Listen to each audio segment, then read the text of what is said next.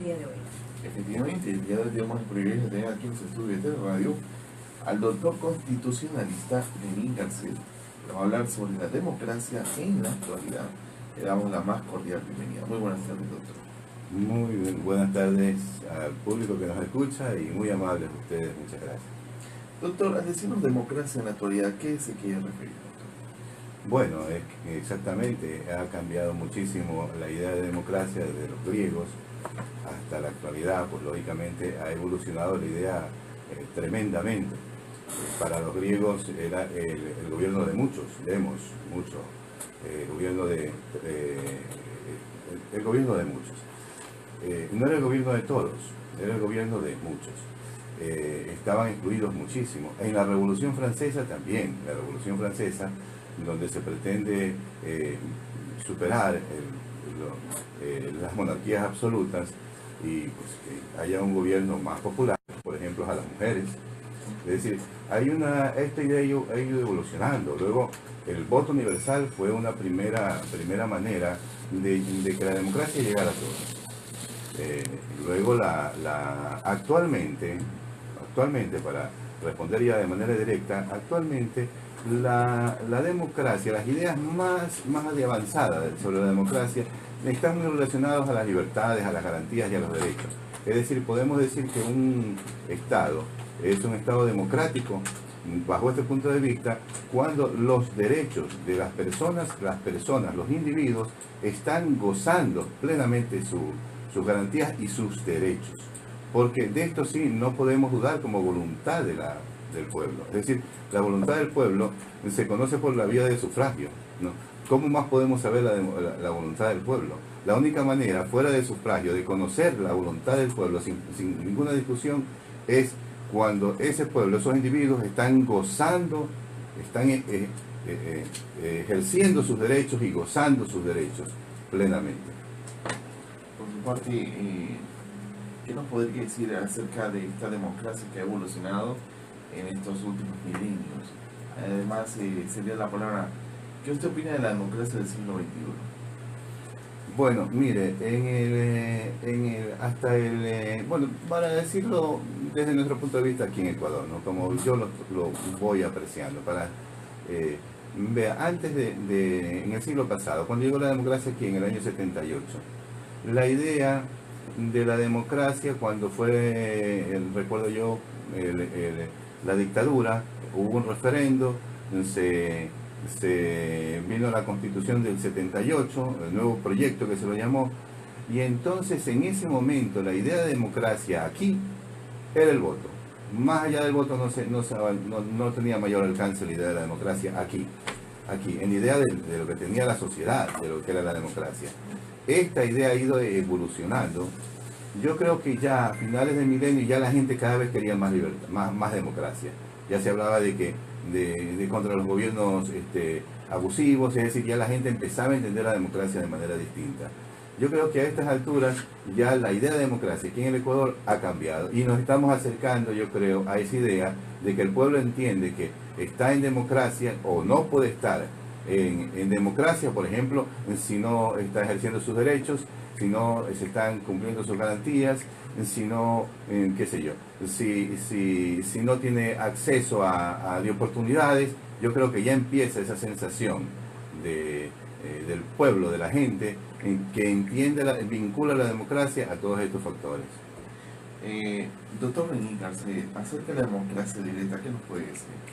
La democracia directa, efectivamente, la democracia directa es en la que el pueblo manifiesta en el voto. Eso se llama democracia directa. Esa es esencialmente la democracia directa. ¿Por qué? Porque se dice que la democracia, los griegos decían el gobierno de muchos, el gobierno de todos, ¿no? El gobierno del pueblo, ¿no? Que le dijo Abraham Lincoln, ¿no? Por el pueblo y para el pueblo. El gobierno del pueblo. ¿Cómo gobierna el pueblo? El gobierno puede votar, manifestar ahí su voluntad, y esa voluntad es vinculante, es obligatoria. Esta es una manera directa. Hay otras maneras directas, por supuesto, por ejemplo las participaciones directas, ¿no? La participación directa, por ejemplo la famosa silla vacía, es decir, es una participación directa. del ciudadano, pero ya estos son los derechos ya del ciudadano, no entra la idea del pueblo, por ejemplo, del ciudadano que participa, ¿no?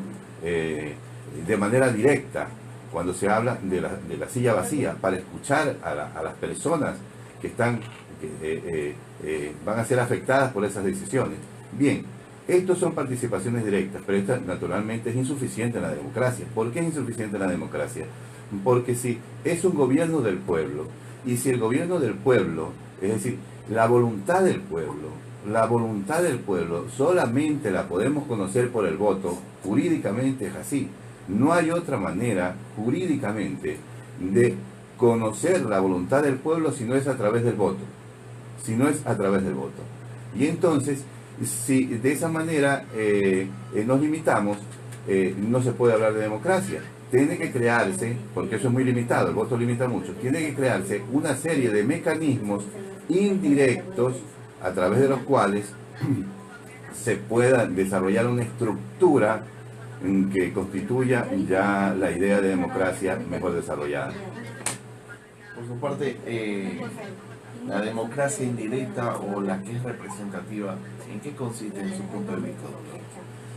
Bien, es lo más esencial de lo que podríamos decir la democracia representativa empieza ya en la Revolución Francesa, porque los griegos no tenían esta democracia. Los griegos iban a la asamblea directamente. Lo que pasa es que esos muchos que decían eran pocos.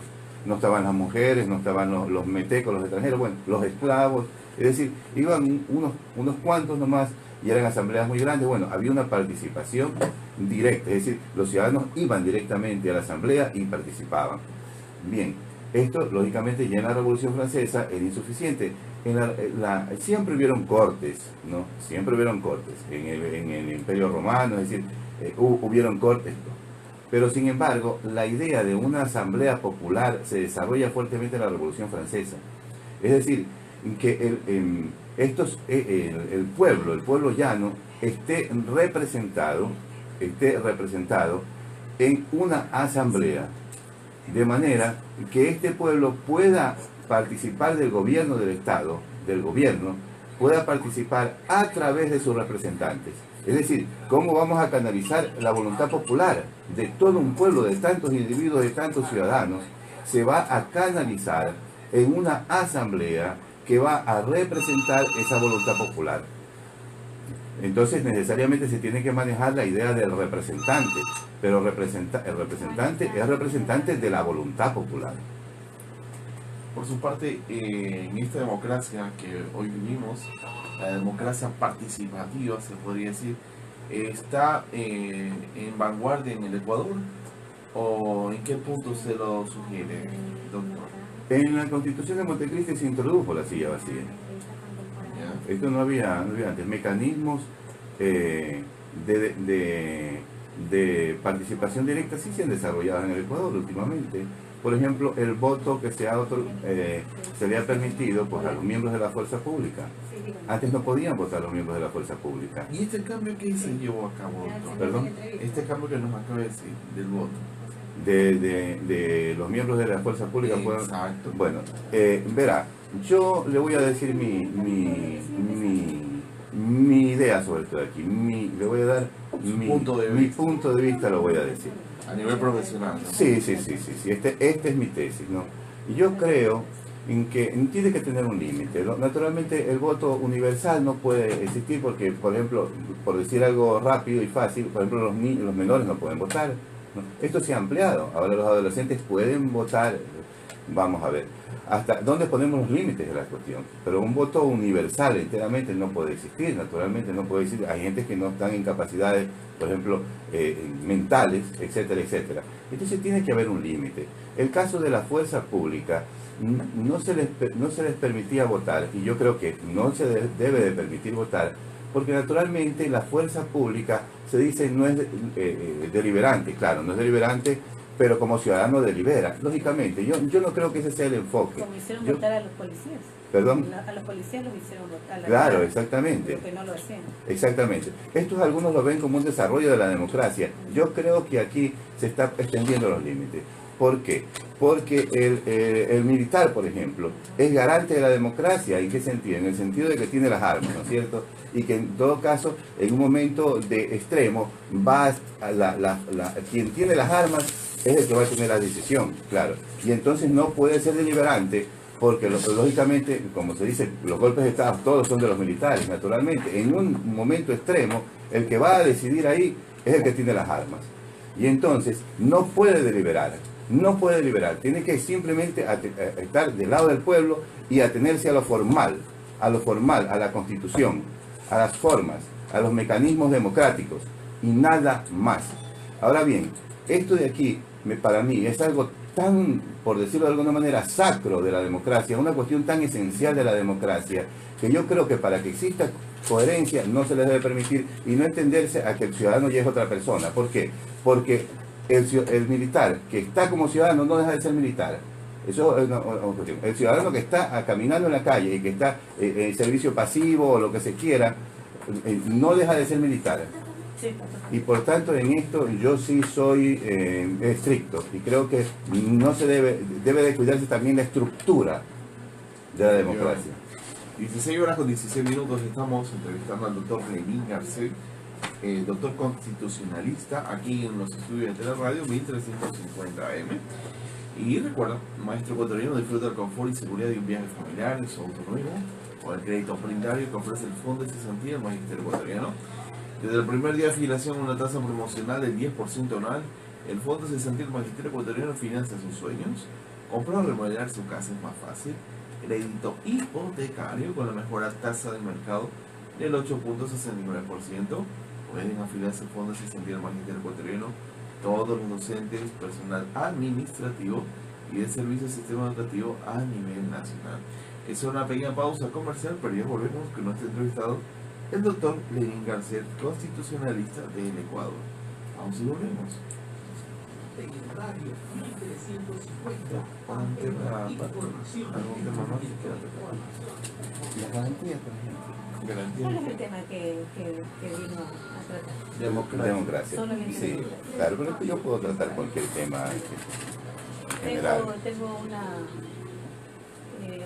hay una rueda de prensa con relación a la asamblea de participantes como máxima autoridad del Fondo de Cesantía del Magisterio Ecuatoriano, dará a conocer la resolución tomada respecto a la denuncia presentada en la Fiscalía por el delito de peculado que ha causado un perjuicio a más de 80 millones de dólares por parte de la administración del periodo comprendido de 2002 a 2015. ¿Hay algo de referirse a eso?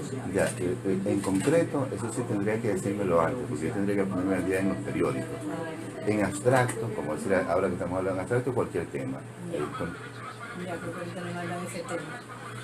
Ya, usted me decía. Después no se toca las garantías, la democracia con las garantías, las libertades, las garantías. El señor Luis No debe ser viene camino. ¿Ya viene camino? Perfecto. Explíqueme qué pasa, por ejemplo, si el representante y qué pasa con los legisladores, porque no se cumple la voluntad del pueblo, por ejemplo, con nuestros asambleístas. Y sobre la división de poderes que mucho se ha comentado. Luego por ir por el lado de las garantías también.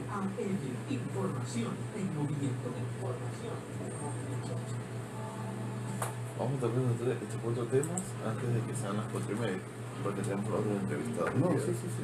Listo. 16 horas con 19 minutos, estamos de regreso con el doctor Lenín Garcés, constitucionalista del Ecuador. Aquí en Teleradio 1350 AM. Te queremos recordar que nos puedes hacer tus preguntas a nuestras redes sociales en tu programa Temporada Noticias o también en nuestras redes sociales por inbox como Pedro Iván Roldán Casagrande o Alicia Román. O puedes llamar a nuestro número de cabina al 268-0594, 268-0594. Doctor, lo que es división de poderes, háblenos un poco de esto. Bien, esto de la división de poderes se parte mucho de Montesquieu, ¿no? Pero yo tengo que decir que lógicamente la división de poderes ya estaba pues, en los griegos, lógicamente. Luego la división de poderes existió en el Imperio Romano también, es decir que la división de poderes no se la inventó Montesquieu. pero tal vez con Montesquieu se empieza a entender ya más vinculada a una estructura propia de un Estado democrático. Bien, ¿qué es lo que se pretende? Montesquieu es un enciclopedista y todo esto se da dentro de un contexto de la Revolución Francesa, que es donde se va a desarrollar ya la idea del Estado moderno y del Estado de Derecho que se dice. Y entonces se está intentando superar lo que se llamaba el antiguo régimen, el régimen de las monarquías absolutas, y entonces pretendiendo que ya el gobierno no sea de un monarca, sino que existe un gobierno popular. Entonces, bien, lo primero que se aplica ya en cuanto a la estructura del Estado para hacer esto posible es poder separar en funciones el poder que se ejerce, el poder público.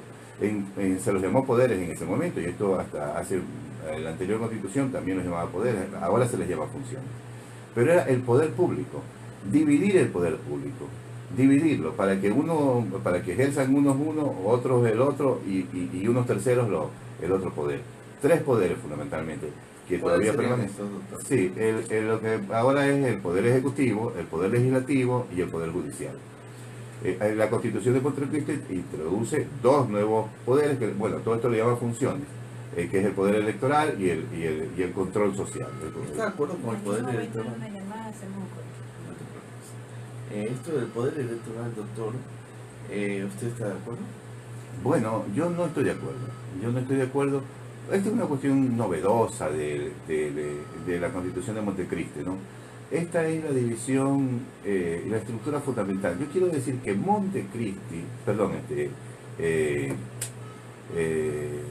bueno, se me fue el nombre ahora de Montesquieu. No, Montecristo, bueno, Montesquieu incluso pensaba en 2 poderes.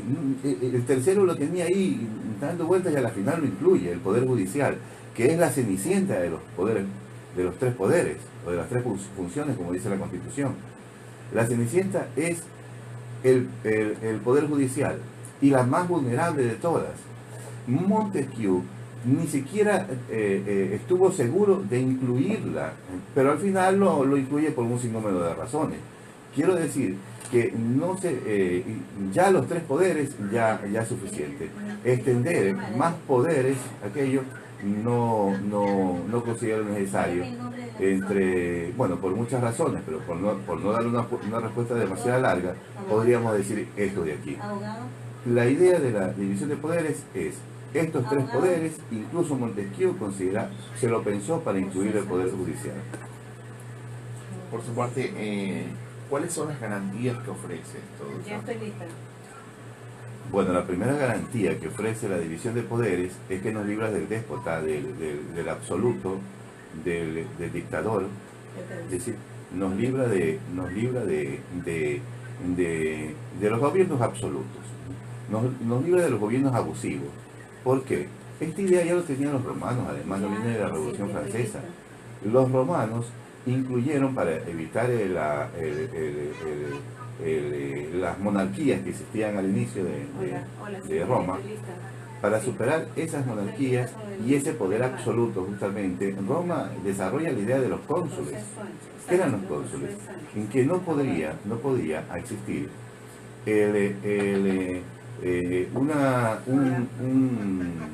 el cónsul necesitaba de la aprobación del otro cónsul, es decir, los 2 tenían derecho de veto, podían vetarse mutuamente. Y entonces siempre tendría... Una pausa, vamos a hacer, doctor. Tenemos una entrevista vía microondas con nuestra productora Alicia Román. Hola. Hola. Sí. Hola, buenas tardes.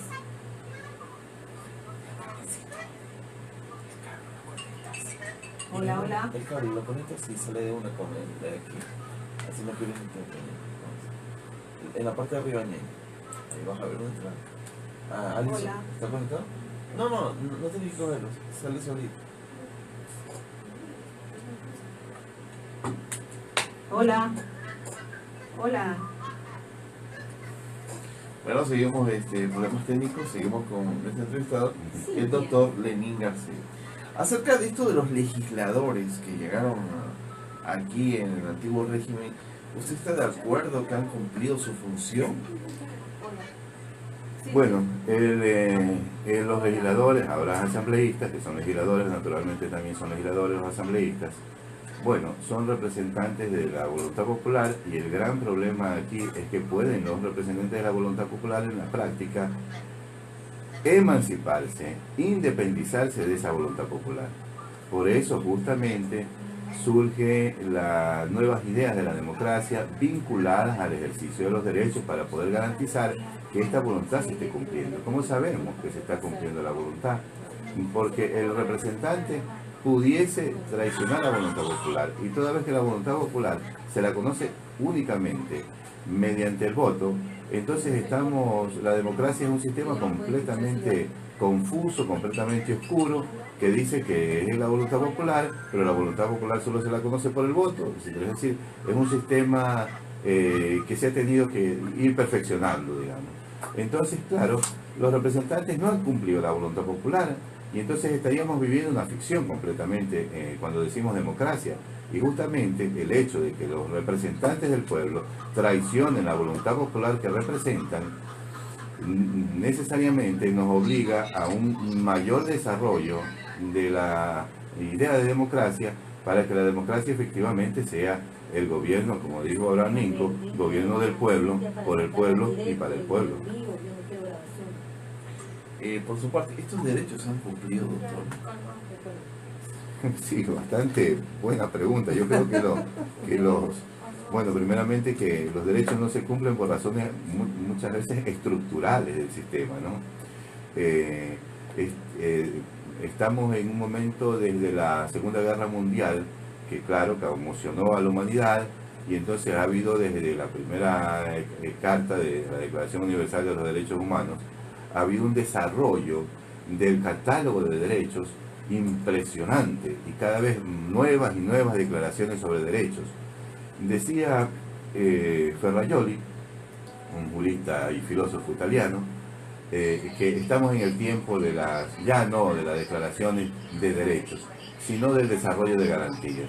Yo creo que los derechos no se cumplen, y yo creo que justamente antes de pretender preocuparnos, cosas que tampoco debemos descuidar naturalmente, pero quiero decir, la urgencia mayor ya no está en cartas que declaren derechos en este momento, porque nada nos vale llenarnos de cartas de derechos y cartas de derechos, cuando lo que vemos en la realidad son cosas, tanta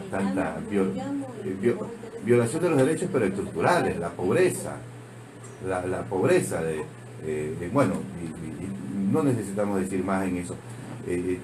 Tanta violación de los derechos que son las estructuras mismas, y entonces hay que pensar en mecanismos que garanticen que ese catálogo de derechos se cumplan en la práctica, y esto nos lleva pues ya a la idea de lo que se llama el constitucionalismo democrático, es decir, un desarrollo también de una serie de garantías que logren garantizar el ejercicio efectivo de los derechos.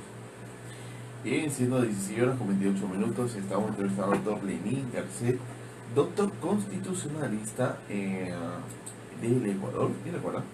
Maestro ecuatoriano disfruta el confort y seguridad de un viaje familiar en su auto nuevo, con el crédito prendario que ofrece el Fondo de Cesantía del Magisterio Ecuatoriano. Con el 10% anual, el Fondo de Cesantía del Magisterio Ecuatoriano financia sus sueños. Comprar o remodelar su casa ahora es más fácil. Crédito hipotecario con la mejor tasa del mercado del 8.69%. Pueden afiliarse al Fondo de Cesantía del Magisterio Ecuatoriano todos los docentes, personal administrativo y de servicio del sistema educativo a nivel nacional. Es una pequeña pausa comercial, pero ya volvemos con nuestro entrevistado, el doctor Lenín Garcet. Sí, claro que sí. Bueno, tenemos una rueda de prensa que se está transmitiendo desde el Fondo de Cesantía del Magisterio Ecuatoriano.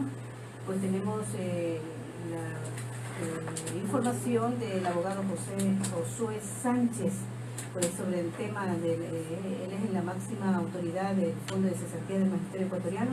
Dio a conocer la resolución tomada el día de hoy respecto a la denuncia presentada en la Fiscalía por el delito de peculado que ha causado un perjuicio de más de 80 millones de dólares por parte de la administración del periodo comprendido del 2002 al 2015. Escuchemos. Por parte de los asambleístas del Fondo de Cesantía del Magisterio Ecuatoriano.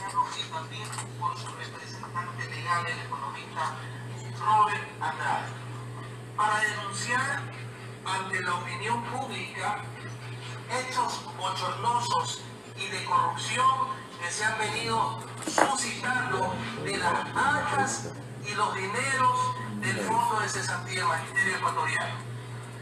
A partir del año 2002 y a partir del año 2015, la Asamblea General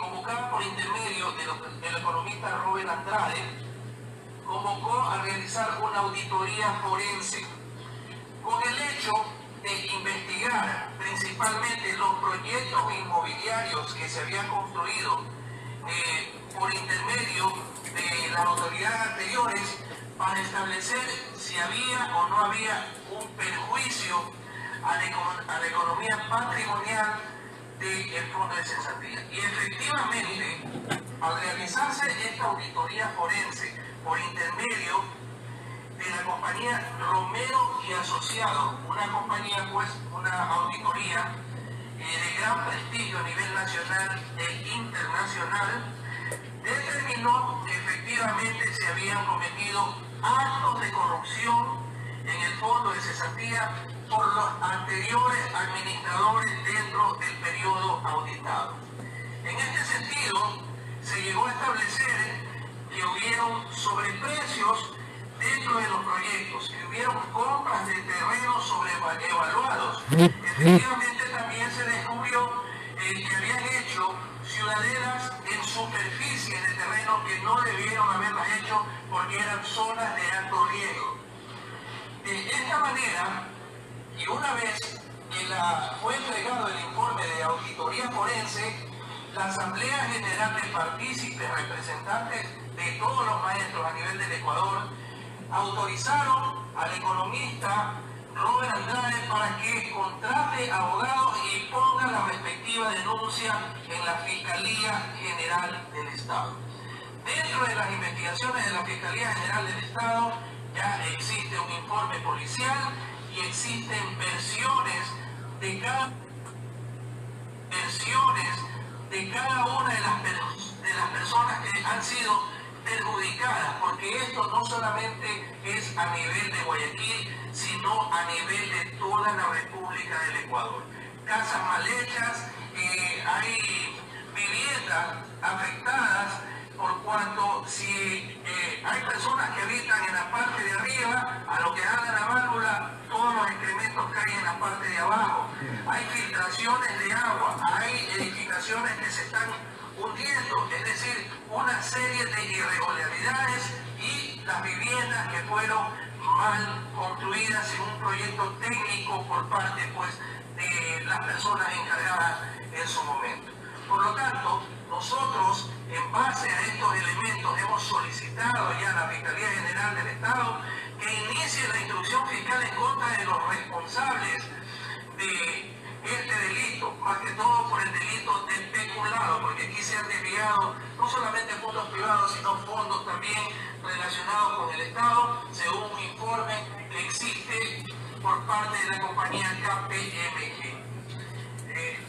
En todo caso, hemos tocado las puertas a las autoridades pertinentes, a las autoridades de control, a la Presidencia de la República, a la Contraloría General del Estado, a la Comisión Anticorrupción, para que estén pendientes de este juicio, porque personas inescrupulosas y que están involucrados directamente dentro de esta investigación fiscal quieren que a toda costa esta investigación se archive. Por lo tanto, el Fondo de Cesantía del Magisterio Ecuatoriano, a través de sus partícipes, van a estar pendientes y no van a permitir esto. No, así nos dio a conocer el abogado Sánchez sobre el tema que pues ya se asiente en la Fiscalía, en un tema pues que ha causado perjuicio a más de 80 millones de dólares por parte de la administración del periodo comprendido en el 2002 al 2015. Así pues, es asentado el tema del delito de peculado. Son las 16:35 y continuamos con la entrevista con el abogado el doctor Lenín Garcés. Efectivamente, mi Claricia, bueno, Continuamos con este hermoso diálogo con el abogado doctor Renín García, aquí en tu programa Temporada Noticias Entera Radio 1350. Doctor, tenemos preguntas de WhatsApp. Déjeme. Génesis Acosta, es estudiante de jurisprudencia, nos pregunta: las normativas de gobierno en la actualidad, ¿por qué razón no han cambiado o no han habido una reforma? Bueno, ¿a qué normativas de gobierno se refiere concretamente? Solo puso en Instagram normativa. Bueno, básicamente la manera en que se gobierna un país está dada por la Constitución. Eso es rígido, se cambia, tiene que cambiar. Luego vienen una serie de leyes orgánicas de los distintos funciones y órganos del Estado, y luego vienen unos mecanismos también en reglamentos, etcétera, que sí, naturalmente se diga la siguiente pregunta. Yuleisi Escobar nos escribe de Instagram, ella nos pregunta: ¿habrá una sanción previa a estos casos de corrupción como el de Odebrecht o los miles que han habido y que nunca ha habido una sanción previa para estas personas? Bueno, previa a qué, lo que existe es sanción previa, y de hecho sanción previa es lo que se llama las prisiones preventivas, y eso porque la Corte Interamericana de Derechos Humanos considera a la prisión preventiva un anticipo de la pena. Es decir, yo entiendo que la pregunta surge porque existen algunos procesos y que sin embargo están las personas ahí gozando de su libertad, y entonces en esto se vería una cuestión de impunidad, ¿no? De impotencia le daría al ciudadano. Yo entiendo eso de ahí, pero sin embargo hay una serie de mecanismos, y uno de estos mecanismos es la prisión preventiva. Adriana Pérez nos escribe también en la cuenta de Instagram y nos pregunta: ¿habrá algún cambio con esta banda de ladrones que le robaron al Ecuador en estos 10 años? Bueno, entiendo que se referirá a que todavía no. Yo pienso que estamos en una etapa de transición. Yo lo veo, sinceramente, lo evalúo muy bien al actual gobierno, pero básicamente para mí lo fundamental es que se dé una transición, y esta transición yo creo que se la está logrando exitosamente. No podemos hacer muchas críticas, pero yo creo que sí se ha dado una transición que tenemos que agradecer. Hemos estado al borde de un despeñadero, eso es lo que la gente no sabe, lo que la gente no cae en cuenta. Hemos estado al borde del despeñadero, al borde de Venezuela, o no sabemos, no podemos saber qué hubiese podido pasar si esto se prolongaba 4 años más. Ahora estamos en una etapa de transición, recuperando poco a poco la democracia. Yo creo que debemos darnos por muy satisfechos. Hagamos una 16 horas con pausa, 38 minutos para despedir al doctor. Sí. Doctor, las Tenemos palabras una llamada despedidas. exteriores Sí. Despedidas. Bueno, agradecerles a ustedes las preguntas, a las personas, los ciudadanos que han estado escuchando, y nada más, solamente decirles gracias y estamos siempre a las órdenes. Ok. Alicia. Tenemos al Jumbo, el abogado